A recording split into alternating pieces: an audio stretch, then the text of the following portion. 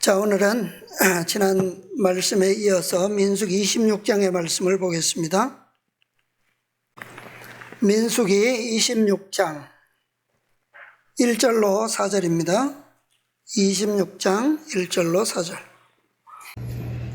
연병 후에 여호와께서 모세와 제사장 아론의 아들 엘르아살에게 일러 가라사대 이스라엘 자손의 온 회중의 총수를 그 조상의 집을 따라 조사하되 이스라엘 중에 무릇 20세 이상으로 능히 싸움에 나갈 만한 자를 계수하라 하시니 모세와 제사장 엘르아살이 여리고 맞은편 요단가 모압 평지에서 그들에게 구하여 가로되 여호와께서 애굽 땅에서 나온 모세와 이스라엘 자손에게 명하신 대로 너희는 20세 이상 된 자를 계수하라 하니라. 예, 그 다음에 51절로 56절입니다. 51절로 56절. 이스라엘 자손의 계수함을 입은 자가 60만 1,730명이었더라. 여호와께서 모세에게 일러 가라사대 이 명수대로 땅을 나눠주어 기업을 삼게 하라. 수가 많은 자에게는 기업을 많이 줄 것이요 수가 적은 자에게는 기업을 적게 줄 것이니 그들의 계수함을 입은 수대로 각기 기업을 주되 오직 그 땅을 제비 뽑아 나누어 그들의 조상 지파의 이름을 따라 얻게 할지니라. 그 다소를 물러나고 그 기업을 제비 뽑아 나눌지니라. 아멘. 예. 자, 여기에 이제 마지막 배도, 시딤에서의 배도로 연병이 일어났고 24,000명이나 되는 이스라엘 백성들이 죽음으로 인해서 가데스에서 반역 이후로 광야에서 죽음을 선고받았던 60만 3,550명, 시내산에서 계수함을 받았던 60만 3,550명 다 죽었습니다. 몇 명만 남았죠? 누구만 남았습니까? 여호수아와 갈렙, 계수함을 받은 자 중에는 두 사람입니다. 자, 지금은 몇 명이에요? 두 번째로 이제 38년 후에 이제 마지막 계수를 했는데 몇 명이죠? 60만 1,730명. 처음보다 많습니까? 적습니까? 1,820명이 줄어들었어요. 자, 그런데 하나님께서 이스라엘 백성들을 계수하여 12지파를 그 인수를 계수하도록 하셨는데 목적이 뭡니까? 무엇을 위하여 이들을 계수하도록 하셨어요? 이들에게 무엇을 나누도록? 땅을 기업으로 나눌 수 있기 위하여 계수한 겁니다. 자, 그 다음에 민수기 34장에 넘어가서 좀 볼까요? 34장 16절로 18절.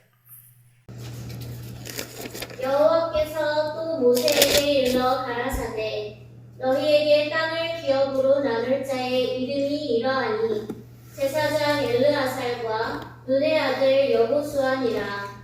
너희는 또 기업의 땅을 나누기 위하여 내 지파의 한 족장씩 택하라. 예. 자, 여기 보니까 땅을 나눌 자에 누가 나누도록 했습니까? 제사장 엘르아살과 여호수아가 그 일을 맡고 그 다음에 거기에 누가 참여하도록 했습니까? 각 지파에 한 족장씩 세웠어요. 그런데 이것은 시내산에서 계수할 때도 똑같았어요. 그런데 그때는 누가 계수했느냐 하면 제사장 아론과 모세와 그 다음에 한 족장씩 해서 개수하도록 했습니다. 이것은 다 왜 그러냐 하면 이 땅을 나누는 일과 관련된 일이기 때문에 그래요. 그래서 매 지파마다 한 족장식이 거기에 택함을 받은 겁니다. 자, 그런데 이스라엘 백성들이 가나안 땅을 기업으로 약속은 받았지만 그러나 그 땅을 실제로 얻을 수 있는 조건은 무엇일까요? 이스라엘 백성으로 시내산에서 계수함을 받았던 60만 3,550명은 다 죽었습니다. 이제 새로 두 번째로 계수함을 받은 60만 1,730명. 이들은 누구를 상징하느냐 하면, 자, 이 계수하는데 12지파가 계수함을 받았는데 이 이스라엘 백성의 수에 계수되지 않은 사람이 있죠. 누굽니까? 레위인들은 계수되지 않았어요. 계수되지 않았다는 게 무조건 안 된 게 아니라 어디에 계수되지 않았다고요? 이스라엘 백성의 수에 계수되지 않았다는 겁니다. 그래서 이 12지파 60만 1,730명은 누구를 상징하느냐 하면 구원받은 허다한 무리에 대한 상징입니다. 그렇다면 이 허다한 무리로서 하늘의 기업을 나누어 받을 수 있는 조건, 이것과 출애굽한 60만 1,730명의 조건은 같다고 봐야 되겠죠. 하나는 상징이고 하나는 실제니까. 자, 무슨 조건일까요?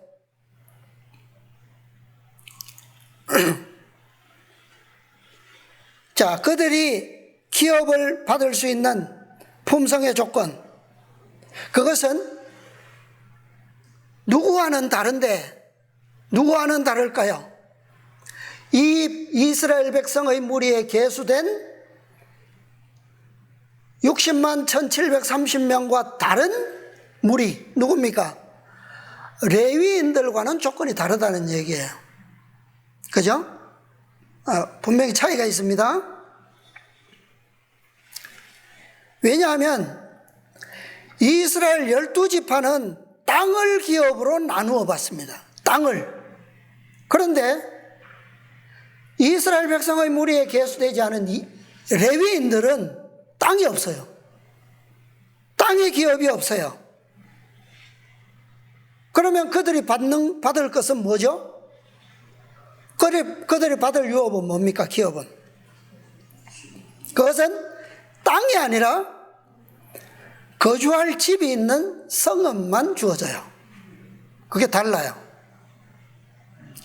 그러니까 허다한 무리는 땅이 그들의 기업이 되고, 그 다음에 그 땅을 경작하는 것이 그들의 산업입니다. 직업이에요. 그런데 레위인들은 경작할 땅은 없어요. 단지 그 성읍에 딸린 작은 채전밖에 없어요. 텃밭 정도죠. 집만, 가옥만 주어집니다. 성읍만. 자, 근데 예수님께서 오셔서 어떤 자들이 천국을 얻게 될 것이라고 약속하셨죠? 말씀해 주셨는데, 땅을 기업으로 받을 첫 번째 조건, 그게 뭡니까? 예수님께서 말씀하셨던, 그거는 천국이 저희 것이며 하늘나라가 전체를 얘기한 것이고, 땅을 기업으로 받을 조건, 온유한 자입니다. 온유한 자. 온유의 특성이에요. 허다한 무리가 하늘에서 땅을 기업으로 받을 수 있는 조건은 온유한 특성입니다. 산상보훈에 그렇게 말씀하셨어요. 예수께서는 온유를 천국에 들어가는 첫째 조건으로 삼으신다. 그런데 출애굽한 이스라엘 백성들은 광야에서 이 품성을 배웠을까요? 배우지 못했을까요? 그래서 못 들어간 거예요. 배우지 못했기 때문에 그들은 못 들어간 겁니다. 그들은 다 광야에서 다 죽었어요. 그 광야에서 죽은 쓰러진 사람들의 품성의 특성이 뭐예요? 온유의 품성의 정반대의 특성의 소유자들입니다. 정반대의 특성이 뭡니까? 온유의 반대적 특성. 그게 불평, 불만의 정신이에요. 자, 교회 정언에 보면 이렇게 온유의 특성을 이렇게 설명합니다. 교회 정언 2권 630페이지. 온유는 뭐냐면 부드럽고 용서할 줄 알며 욕을 먹으나 욕하지 않고 겸손히 배우는 정신을 나타내는 자, 자신을 높이지 아니하는 자, 이런 특성을 온유한 특성이라고 설명하고 있어요. 온유한 자는 복이 있나니 저희가 땅을 기업으로 받을 것이며. 교회정은 3권 334페이지, 3정은 334쪽. 온유한 정신은 불만의 정신이 아니라 그 정반대이다. 이스라엘 백성들의 경험들을 우리가 지금까지 봐왔잖아요. 광야에서 곤란이 닥칠 때마다 어떻게 했어요?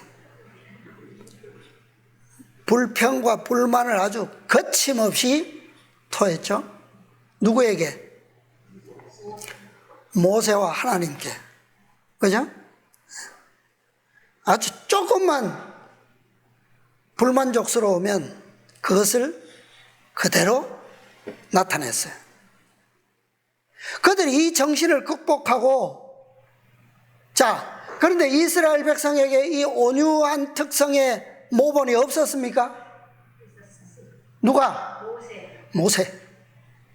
모세처럼 이런 온유의 품성을, 특성을 배웠더라면 그들은 가나안을 진작에 40년 돌지 않고 진작에 들어갈 수 있었을 거예요. 그죠? 그 첫 번째 특성이 어디에서 나타났습니까? 시내산을 출발해서 다베라에서 나타났고, 그 다음에 기브롯 핫다와에서 나타났고, 조금 더 가서 가데스에서는 아주 결정적으로 그것이 반역으로 치달았어요. 그래서 못 들어간 겁니다. 그죠? 그러니까 한 번, 두 번, 세 번 이것도 반복되면 그게 뭐가 되는 거예요? 그들에게 아주 품성으로 굳어져서 결국 거기서 반역을 일으키게 되고 그들은 들어가지 못할 선고를 받게 된 겁니다. 온유한 품성의 모본이 없었던 게 아니에요. 있었습니다. 산상보훈 17쪽. 온유한 자에게 약속된 그 땅은 사망과 저주의 그림자로 어두워진 이 세상과 같지 않을 것이다. 우리는 그의 약속대로 의에 거하는 바 새 하늘과 새 땅을 바라보도다. 다시 저주가 없으며 하나님과 그 어린 양의 보좌가 그 가운데 있으리니 그의 종들이 그를 섬기며. 오늘 대정투에서도 같은 말씀이 나왔죠. 자, 이 마지막 그 복천년 기간 동안에 하늘에서 있게 될 그 영감의 기록들, 예언의 신 보실 때에 우리는 똑같은 구원, 아까 말씀하셨죠? 심령이 가난한 자는 천국이 저희 것입니다. 저희 것이다. 이것은 허다한 물이나 14만 4천인들이나 똑같아요. 똑같은 조건이라는 말이에요. 하늘날, 그것이 천년 동안에 있게 될 공통적 보상입니다. 그런데 여기에서도 우리는 이 마지막 그 천년 동안에 있게 될 그 표현 속에서도 우리는 허다한 무리의 부분과 그 다음에 특별한 적은 무리들이 얻게 될 그 특권에 대해서 구별할 수 있는 안목이 좀 필요해요. 왜냐하면 그게 있어요. 한 문단 속에 다 포함되어 있지만 이것은 이들에게, 또 이 부분은 이들에게 이렇게 구분할 수 있다는 말이에요. 그러니까 우리는 그의 약속대로 의에 가는 바 새하늘과 새 땅을 바라보도다. 다 바라봅니다. 지상에서 구속받고 구원받은 백성들은 다 그것을 누릴 자격이 있어요. 그러나 이 새하늘과 새 땅은 언제냐 하면 천년 후에요. 7천년 후에 이루어지는 역사다 이 말입니다. 그러니까 아까 이 땅은 거룩한 성이 성도들이 내려오고, 그 다음에 도성이 내려오고, 그 다음에 성도들이 그 도성에 들어가고, 그 다음에 도성의 문들이 닫히고, 그 다음에 하늘에서 불이 내려와서 땅을 정결케 합니다. 소멸합니다. 그때에도 그 도성이 있는 그 땅이 어느 땅이에요?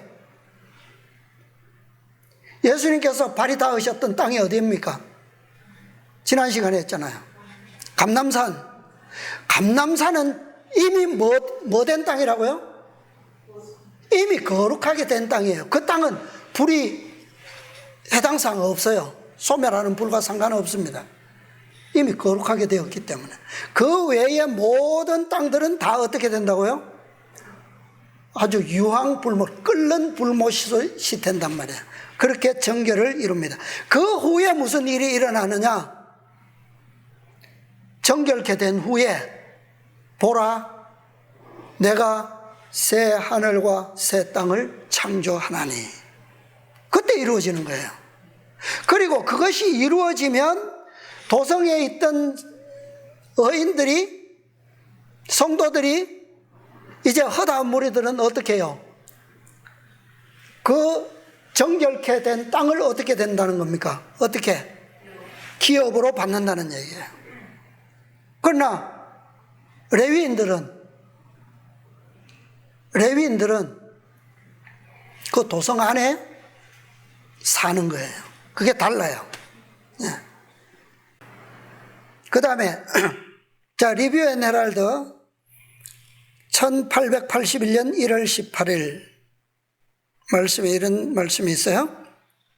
그리스도의 학교에 있어서 온유는 두드러진 성령의 열매 가운데 하나이다. 온유는 성령께서 성화된 자에게 주시는 한 은사이며, 뭐라고요? 성화된 자에게 주시는 성령의 은사다 그랬어요. 온유함을 지닌 사람은 어느 때에나 충동적이고 성급한 성벽을 제어할 수 있게 된다. 본성적으로 심술궂거나 조급한 기질을 가진 사람들이 온유의 은사를 마음에 품으면 그들은 저희의 좋지 못한 성격을 완화시키기 위하여 가장 진지한 노력을 하게 될 것이다. 그들은 예수를 불쾌하게 한 그분을 닮지 아니한 것들을 극복할 때까지 매일매일 자제할 것이다. 그들은 듣기는 속히 하고 말하기는 더디하며 성내기도 더디하라는 영감적 교훈을 순종할 수 있기까지 거룩한 모범에 동화되어 가게 된다. 성화된 자라 그래서 이미 완전케 된 자냐? 그건 아니죠. 성화는 어떤 사업이라고 그랬습니까? 점진적이고 일생의 사업이다 그랬어요. 예. 그러니까 믿음으로 우리가 그 은혜를, 그 능력을 받아들이는 자에게는 그 역사가 시작되는 거예요. 그죠? 예. 그런 믿음 속에 성령께서 이 은사를 주신다는 말씀이에요. 그래서 이 온유의 은사를 가진 자들, 그들은 땅을 기업으로 받을 자격이 있다는 말씀이에요. 초기 문집에도 보면 자, 이것을 우리가 구별해 볼 수가 있어요. 초기 문집 17, 18쪽. 우리는 예수님을 선두로 모시고 모두 다 그 성에서 이 지구에 있는 크고 거대한 산 위로 내려왔는데, 그 산은 예수님의 서심을 감당치 못하여 산산조각이 나고 그 대신 거기엔 거대한 평지가 생겼다. 그 산이 어느 산이라고요? 감람산. 그때 우리는 정방형으로 된 하나의 큰 성을 보았는데, 그것은 12기초석으로 되어 있고 12문이 있었다. 각 면에 3개의 문이 있었고 문마다 한 명의 천사가 서 있었다. 우리는 모두 위대한 도성이 내려온다, 하늘에 계신 하나님께로부터 내려온다고 외쳤다. 그 성은 우리가 서 있는 곳에 내려앉았고, 그때에 우리는 성 밖에 있는 영광스러운 사물들을 볼 수 있었다. 어디에 있는 사물들요? 성 밖에. 나는 거기 있는 매우 훌륭한 집들을 보았는데, 이 집들이 어디에 있다고요? 성 밖에 있습니다. 도성이 내려왔는데 중앙에는 성이 있고 도성이 있고, 그 다음에 성문 밖에 훌륭한 사물들이 있는데 그게 훌륭한 집들이 있었다는 얘기예요. 그 집들은 은빛처럼 빛이 났고 매우 찬란하게 보이는 진주로 아래색인 4기둥에 받쳐져 있었는데, 그 집에 성도들이 살게 될 것이었다. 어떤 성도들입니까? 이 성도들이 허다한물이에요. 도성 밖에 집에 살 성도들입니다. 집집마다 금으로 된 시렁이 있었는데, 나는 많은 성도들이 집에 들어가 그들의 찬란한 면류관을 벗어서 그 시렁 위에 얹어놓고 농산일을 하기 위해 집 곁에 있는 밭에 나가는 것을 보았다. 이들이 허다한 무리가 누리게 될 보상의 기업입니다. 자, 그런데 이 기업이 없는 백성이 있다 그랬죠. 누구라고요? 레위인들. 아까 읽었던 26장, 민수기 26장 62절 보겠습니다. 레위인의 1개월 이상으로 계수함을 입은 모든 남자가 23,000명이었더라.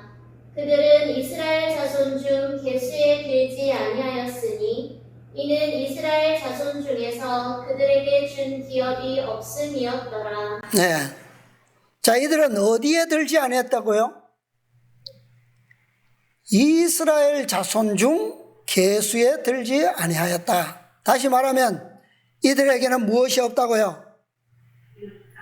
땅이 없다는 겁니다. 자, 1장에서도 마찬가지입니다. 민수기 1장의 계수는 시내산에서 계수한 기록이에요.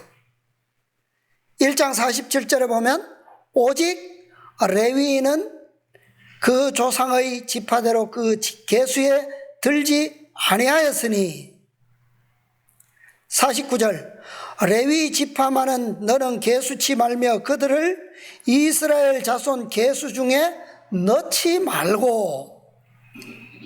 왜요? 그들로 증거막과 그 모든 기구와 그 모든 부속품을 관리하게 하라. 그들은 그 장막과 그 모든 기구를 운반하며 거기서 봉사하며 장막 사면에 진을 찌며 장막을 운반할 때에는 레위인이 그것을 걷고 장막을 세울 때에는 레위인이 그것을 세울 것이요 외인이 가까이 오면 죽일지며 이스라엘 자손은 막을 치되 그 군대대로 각각 그 진과 그 기 곁에 칠 것이나 레위인은 증거막 사면에 진을 쳐서 이스라엘 자손의 회중에게 진노가 임하지 않게 할 것이라. 레위인은 증거막에 대한 책임을 지킬지니라 하셨습니다. 자, 다음 민수기 3장 5절로 10절 읽어보세요. 여호와께서 또 모세에게 일러 가라사대 레위 지파로 나와 제사장 아론 앞에 서서 그에게 시종하게 하라. 그들이 회막 앞에서 아론의 직무와 온 회중의 직무를 위하여 회막에서 시무하되 곧 회막의 모든 기구를 수식하며 이스라엘 자손의 직무를 위하여 장막에서 시무할지니 너는 레위인을 아론과 그 아들들에게 주라. 그들은 이스라엘 자손 중에서 아론에게 온전히 불리운 자니라. 너는 아론과 그 아들들을 세워 제사장 직분을 행하게 하라. 외인이 가까이 하면 죽임을 당할 것이니라. 여기 보면 외인은 이 킹 음정역에 보면 낯선 자다 그랬어요. 이 레위인들의 이 제사장들의 직분은 이것이 가장 중요한 거예요. 왜냐하면 이스라엘 백성들을 멸절되는 재앙들로부터 지켜주는 직분이 레위인들만 할 수 있는 직분이에요. 연병이나 어떤 재앙이 번질 때 그것을 멈추거나 중재하거나 할 수 있는 것은 제사장밖에 할 수 없습니다. 그러니까 이들은 아주 막중하죠. 이 임무가 신성하고. 그래서 생명을 다루는 자들입니다. 그러니까 이들은 매 월삭과 매 안식일마다 하나님의 보좌 앞에 시위한 봉사자들이에요. 제사장들입니다. 그래서 하나님의 이 생명과 생명나무의 그 신성함을 보존하는, 그러니까 거룩하게 유지하는 책임을 맡은 자들이 바로 이들이에요. 레위인들이. 그래서 안식일마다 성 밖에서 하나님께 예배하러 오잖아요. 월삭마다. 올 때 그들로 함부로 그 신성한 그 생명나무에 접근하지 못하도록 하는 신성한 임무입니다.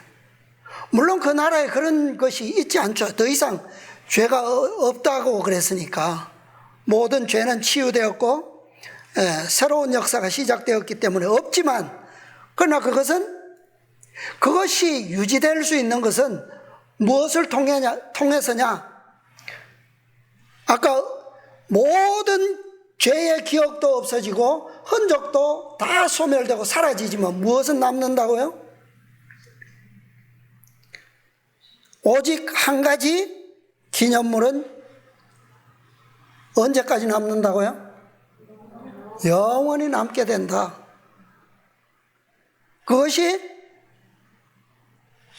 그리스도께서 지니신 상처의 흔적이에요. 십자가의 흔적들입니다. 그러나 영원한 세월을 두고 그것이 구속의 경륜으로 이루어진 그 모든 것이, 그 결과가 영원한 세월을 두고 유지되기 위해서는 그 기념물을 모든 우주 거민들이 다 뭐 해야 할까요? 매 순간마다 그것을 교통하고 느끼고 그것이 있어야 된다는 거죠. 그죠? 무엇으로 됩니까, 그것이?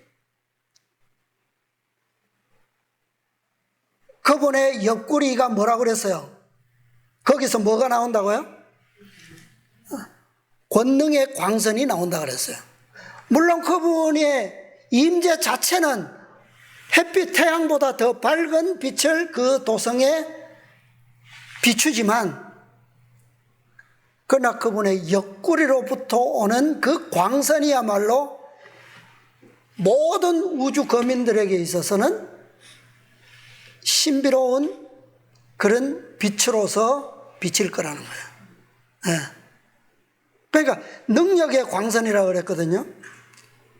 물론 하나님과 그 보좌에 앉으신 분들의 광선 전체가 다 그런 빛이겠지만, 그러나 예수님의 옆구리로부터 나오는 광선은 특별한 거예요. 그것이 모든 사람들에게 미친다는 겁니다. 그래서 이 예수님은 그 표상적 아론의 직분의 실체이시고, 그러죠? 그리스도께서는. 그 다음에 그 아들들이 행하는 제사장 직무는 누가? 14만 4천인들이 그것을 행하는 거예요. 그래서 그들이 바로 이 성전을 거룩하게 유지하는 일을 함으로 인해서, 그것이 뭡니까? 바로 생명 강가에 있는 그 거룩한 생명나무의 열매라는 거예요. 그것을 지키는 거예요. 그러니까 14만 4천인들의 의미는 엄격하게 말하면, 다시 우리 옛날의 역사로 돌아가서 말해보면, 아담이, 오늘 상고할 말씀에 나왔죠. 아담이 범죄하고 에덴에서 쫓겨날 때 그 길을 누가 지켰습니까? 화염검을 든 천사가 그 문을 지키고 있었다 그랬잖아요. 그 역할이 누구의 역할이라고요? 14만 4천인들의 역할이 될 겁니다. 생명의 길을 지키는 거예요, 그게. 물론 그런 역사는 다시 반복되지 않을 것이라고 약속은 되어 있죠, 그죠? 그러나 영원한 증거, 그게 뭡니까? 그리스도께서 지니고 계신 그 기념물 때문에 그것이 가능하다는 거예요. 그래서 결코 그 역사는 잊혀질 수 없다. 예. 그래서 이것은 우리가 상징적으로 외인, 낯선 자가 가까이 하면 죽임을 당할 것이다. 어쨌든 거룩한 곳을 대제사장이신 그리스도와 함께 그의 제사장 종들이 함께 행하는 의무라고 하는 거죠. 자, 이 레위인은 이스라엘 백성들의 누구를 대신한 자들입니까? 장자들, 초태생, 그죠? 장자들을 대신해서 특별히 구별된 자들이에요. 그런데 그냥 장자를 대신한 게 아니에요. 레위 자손이 어떻게 대신한 겁니까? 어떤 일들을 통해서? 레위인들이 그 장자의 직분, 제사장의 직분을 한 지파로서 대체될 수 있었던 것은 이스라엘 백성들이 배도의 사건이 일어날 때에, 배도의 위기가 왔을 때에 충성을 지킴으로 얻게 된 직분이에요. 그러니까 일반적으로 그냥 우리가 흔히 쉽게 반역의 범죄, 그게 아니에요. 이 레위인들이 제사장의 특권을 자격을 얻게 된 것은 배도의 범죄에 때에 충성을 지킨 자들입니다. 이 특성이 다른 거예요. 그 품성의 자격을 통해서 구별되었기 때문에 이스라엘 모든 지파가 배도에 가담할 때에 이 레위 자손들은 배도에 가담하지 않았어요. 이 역사는 광야에서만 시작된 게 아닙니다. 시내산에서만 시작된 게 아니에요. 이미 어디에서부터? 애굽에서부터 레위 자손들은 특별히 구별되어 있었어요. 그들은 애굽의 어떤 사역에도 안식일을 범하면서 그들이 그 일에 종사하지 않았습니다. 그때부터 충성을 지켰던 자들이에요. 그런데 레위 자손들 중에도 어떤 범죄는 있었어요. 배도에는 참여하지 않았지만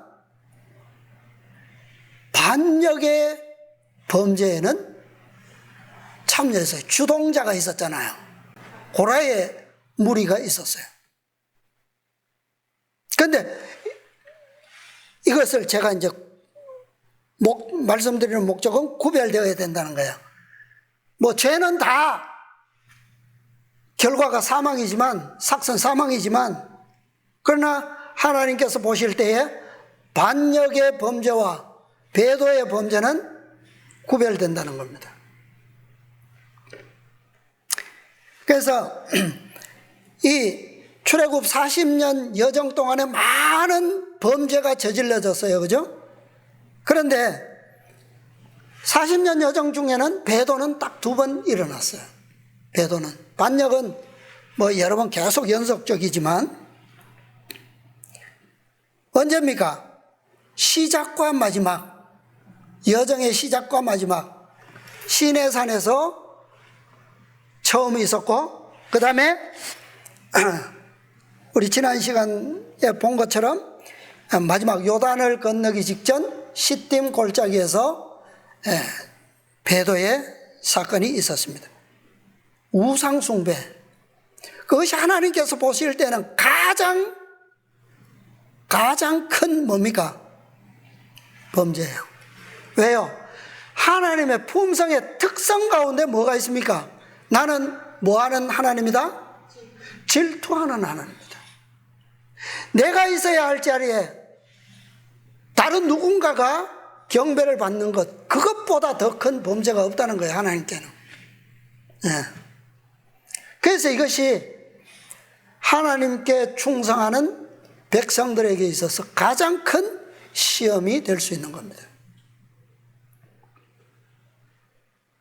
자, 오늘날 마지막 시대에 일어날 최후의 배도가 시작되면 온 세상은 곧바로 지금까지 사단과 함께 반역을, 이 지구의 백성들을 반역으로 몰아왔던 그 세력들과 연합해서 최종적인 그런 범죄의 완성을 이루게 되는데, 그 주된 죄가 뭐라고요?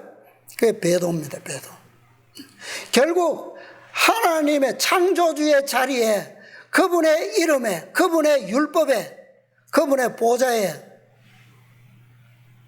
원수가 대신할 때에 이것이 이루어지는 거예요. 자, 이 배도의 특성은 하나님의 율법과 직접적으로 관련이 있죠. 특별히 어느 계명과 연결되어 있습니까? 넷째 계명.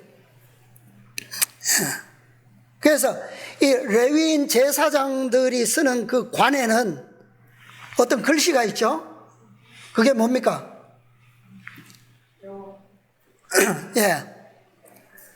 자, 선지자왕 584쪽. 여호수아의 머리에, 여호수아는 대제사장입니다. 머리에 쓴 관은 제사장들이 쓰는 그런 관이었고, 거기에는 여호와께 성결이라고 새긴 패가 있었는데, 그것은 그가 전에 범죄하였을지라도 이제 하나님의 성소에서 그분의 앞에 봉사할 자격이 있음을 의미하였다. 배도의 범죄에서는 돌이킬 방법이 없어요. 그러나 기타 다른 범죄에 대해서는 회개하면 용서받을 수 있습니다. 구별되시죠? 여호와께 성결이라고 하는 의미는 10계명 중에서 특별히 앞에 4계명, 그것에 대한 분명한 특성을 가리키는 겁니다. 그죠? 그것에 대한 결론이 넷째 계명이에요.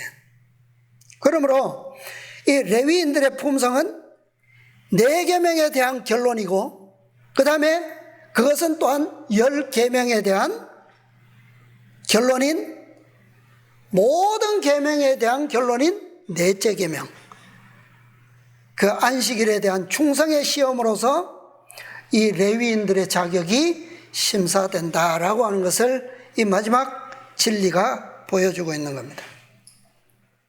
초기문집 15페이지입니다. 초기문집 15쪽. 14만 4천 명은 모두 다 인을 받았으며 완전히 연합되어 있었다.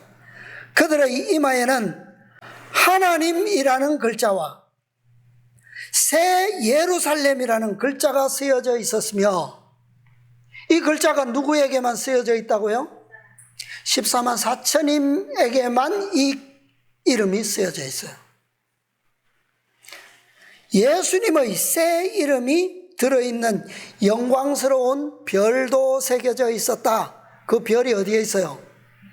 면류관에 달려 있어요. 어떤 사람은 그 별이 여러 개가 달려 있고 무거워 보이는 사람도 있고, 어떤 사람은 몇 개밖에 없었지만 다 어땠다고요? 다 만족했다. 근데 그 별들에 뭐가 있다고요? 예수님의 새 이름이 새겨져 있다고 그랬어요. 그러니까 그 별들은 다 뭡니까? 그리스도의 피로 사신 영혼들을 인도한 데 대한 보상의 표현이죠, 그게. 그죠? 그러니까 이러한 특별한 글자, 이 이름이 새겨진 무리는 누구밖에 없어요? 14만 4천인. 그런데 하나님의 이름만 있는 것이 아니고 어떤 글자가 있다고요? 새 예루살렘. 그러니까 새 예루살렘이 뭐라는 겁니까? 이들의 14만 4천인의 기업이라는 거예요. 기업. 그렇죠? 그것이 새하늘과 새 땅, 온 우주의 수도가 되고 그곳에 하나님께서 다스리시는 보좌가 있는 곳이죠. 그곳에서 섬기는 제사장들, 하나님의 제사장, 그들이 바로 14만 4천인들입니다. 가래 뽑은 기별 3권 261쪽, 지난 안식일에 제가 읽었는데 다시 한번 읽겠습니다. 나는 우리가 안식일의 중요성에 대하여 거의 깨닫지 못하는 것과 그 중요성을, 영광을 더욱 깨닫고 알 필요가 있음을 보았다. 나는 우리가 땅의 높은 곳에 올리고 야곱의 업으로 기르리라는 것이 무엇인지 아직도 알지 못하는 것을 보았다. 그러나 새롭게 함과 늦은 비가 주님의 앞과 그분의 능력의 영광으로부터 이르러 올 때 우리는 야곱의 업으로 기르리라는 것과 땅의 높은 곳에 올리는 것이 무엇임을 알게 될 것이다. 자, 아까 초기문집 17쪽에 보면 성도들이 먼저 내려오고 거룩한 도성이 내려오는 것을 보았는데, 그 도성에서도 높은 곳이 있고 그 다음에 평지가 또 있습니다. 그러니까 이 도성은 높이 있어요. 일반 헛암무리가 사는 곳과는 다르다는 얘기입니다. 그래서 그것을 우리가 땅의 높은 곳에 올리는 것이 무엇임을 알게 될 것이다. 예. 이게 바로 평화의 언약을 통해서 주어지는 약속이에요. 그때에 우리는 안식일의 중요성과 영광을 보다 더 잘 보게 될 것이다. 그러나 우리는 하나님의 음성이 나서 우리와 평화의 언약이 맺어지고 새 예루살렘 성의 진주문들이 열려 그 번쩍이는 경칩에 얹혀 뒤로 젖혀지며 사랑스러운 예수님의 기쁘고 즐거운 음성이 우리에게 들려오라는 명령을 바라며 일찍이 인간의 귀에 들려진 어떤 음성보다도 더 아름답게 들려질 때까지는 그 모든 영광과 중요성을 보지 못할 것이다. 하나님의 계명들을 지켰기 때문에 우리가 성 안에 거할 완전한 권리를 가졌다는 사실과 하나님의 계명들을 지켰기 때문에 행복한 하늘이 우리의 집이 되었다는 사실을 나는 보았다. 자, 여기에서도 그죠? 모든 사람이 다 행복한 하늘을 누릴 권리가 있지만 특별히 성 안에 거할 권리는 누구만 있어요? 14만 4천인만 갖는 겁니다. 그런데 이 권리는 어떤 자격으로 주어진다고요? 하나님의 계명들을 지켰기 때문에 주어지는 권리라는 거예요. 그것은 무엇으로 표시됩니까? 최후의 배도의 때에 하나님의 거룩한 이름, 인을 받음으로 주어지는 권리예요. 자, 이것은 대쟁투에 보면 676페이지입니다. 그곳에서 영화롭게 된 새 땅의 수도 새 예루살렘은 여호와의 손의 아름다운 면류관, 내 하나님의 손의 왕관이 될 것이다. 하나님의 손에 있는 왕관, 그 왕관이 어느 손에 있을까요? 예수님은, 그리스도는 하나님의 어느 편에 서 계신다고요? 우편에. 그것처럼 14만 4천인들도 새 예루살렘의 거민들, 제사장의 무리들도 하나님의 손에, 오른손에 면류관, 그런 직분과 자격을 가지게 되는 겁니다. 그 다음에 645쪽입니다. 대쟁투. 하나님의 도성에 들어가기 전에 구주께서는 당신을 따른 자들에게 승리의 휘장을 주시고 왕족으로서의 신분의 표를 주신다. 이것은 다 해당하는 겁니다. 이 한 문단 안에 이 두 무리가 다 포함되어 있어요. 이것을 우리가 구분할 수 있는 겁니다. 그 광이 찬란한 행렬은 그들의 왕 주위에 둥그렇게 둘러선다. 주님은 모든 성도와 천사들보다 더욱 위엄이 있고 큰 모습으로 나타나고 그분의 얼굴에서 흘러나오는 빛은 온화한 사랑으로 넘친다. 구원받은 셀 수 없는 큰 무리들은 모두 주님을 주목하고 일찍이 그 얼굴이 타인보다 상하였고 그 모양이 인생보다 상하였던 주님의 영광을 쳐다본다. 이게 허다한 무리의 모습입니다. 어떻게 한다고요? 주님을 주목한다 그래서 영광을 쳐다본다. 이게 큰 무리들이 하는 겁니다. 그런데 그 다음 잘 들어보세요. 예수께서는 당신의 오른손으로 승리자들의 머리에 영광의 관을 씌워주신다. 각 사람에게 관이 주어지는데 거기는 새 이름이 새겨져 있고 여호와께 성결이라고 기록되어 있다. 이들은 누굽니까? 같은 무리가 아니에요. 예수님의 영광스러운 얼굴을 쳐다보는 큰 무리와 다른 무리라 이 말입니다. 그런데 이게 한 문단 속에 있어요.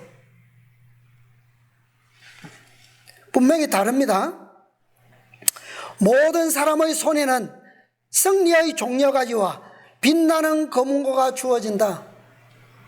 이게 누굽니까?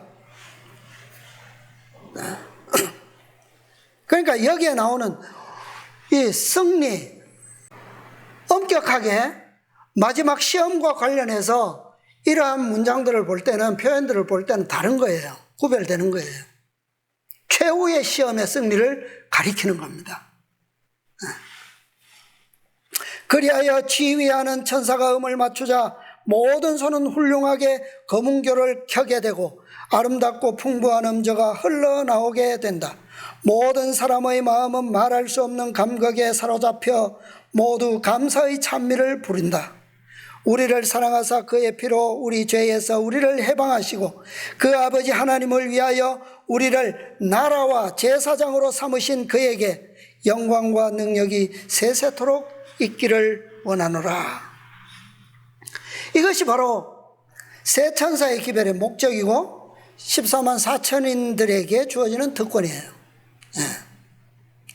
그러니까 14만 4천인들은 그들만 검은고를 가지고 새 노래를 부를 수 있어요. 그런데 그들만 배우고 부를 수 있지만 사실 그들이 부르는 찬미는 누구도 함께 부르는 겁니까? 사실은 허다한 무리들도 그들 가운데 속해 있어요. 왜냐하면 사실은 레위 지파는 누구를 대신한 거라고요? 이스라엘 12지파를 대신한 제사장들이기 때문에 대표하는 자들이지, 그죠? 그래서 승리도 허다한 무리의 대표자로서 승리고, 그 다음에 노래도 검은고와 면류관과 모든 이 찬양도, 새 노래도 대표하는 새 노래인 거예요. 네. 그러나 실제로 그들이 찬양을 하는 것은 정방령으로 유리바닷가에 선 14만 4천인들만 부르는 거예요. 이해하시나요, 그거? 이게 어떻게 구별되는지? 자, 말씀도 볼게요. 초기문집. 초기문집 51, 52. 이것은 우리가 공통적으로 1000년 동안 허다한 무리와 14만 4천인들이 함께 가지게 될 1000년 동안의 특권입니다. 하나님의 계명을 지키는 자들은 누구나 다 도성의 문을 통하여 들어갈 것이며 생명나무에 나아갈 권세를 갖게 될 것이다. 정오의 태양빛보다 더 밝게 빛나는 용모를 지니신 사랑스러운 예수님과 영원히 함께 살게 될 것이다. 나는